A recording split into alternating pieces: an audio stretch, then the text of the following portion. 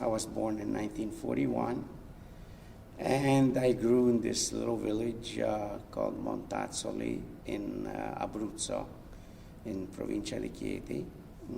For the first 14 years of my life was shaped basically by the society of this small village, which had suffered significantly during the war.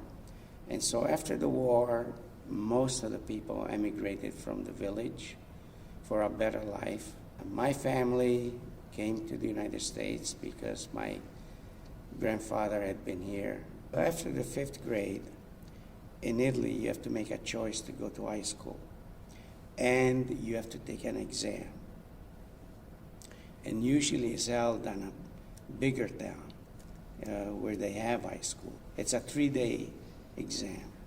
They test you in language, arithmetic, science, history, literature. And luckily for me, I did very well. My dad went to get the certificate of the test, and they told him, "What are you doing with your son?" He says, "Well, we're going to America." And I guess they expressed their joy that, hey, maybe it's going to get better opportunities there. So at that point, I guess my parents knew that I was not going to be a Mason.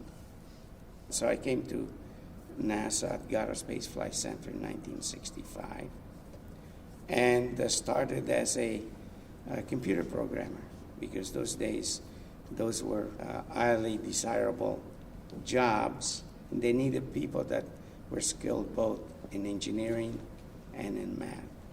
And it was right up my alley anyway. In that process, those 10 years that we worked on these, the UIT, met other astronauts. And I was amazed how one of the baseline of all these astronauts was how normal they behave.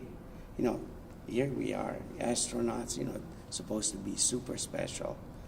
And they treated you just, hey, you're my friend. They call you by your first name. You call them by your first name, share a cup of coffee together, you know, life experiences. This fellow was from West Virginia that worked at the Department of Agriculture.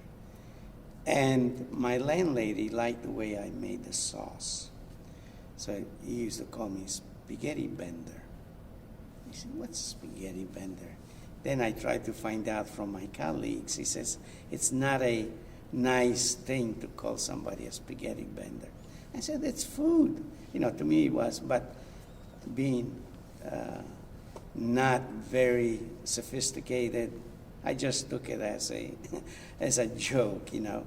So nothing came out of it. But after I learned that this guy was really trying to denigrate me a little bit, I was a little bit resentful. But I mean, life is both compliments and discrimination. You have to learn how to deal with both and live, you know, as we were saying before, the most important thing is that you are happy with yourself and try to make this world a better place than you found it. That was always my mother's push.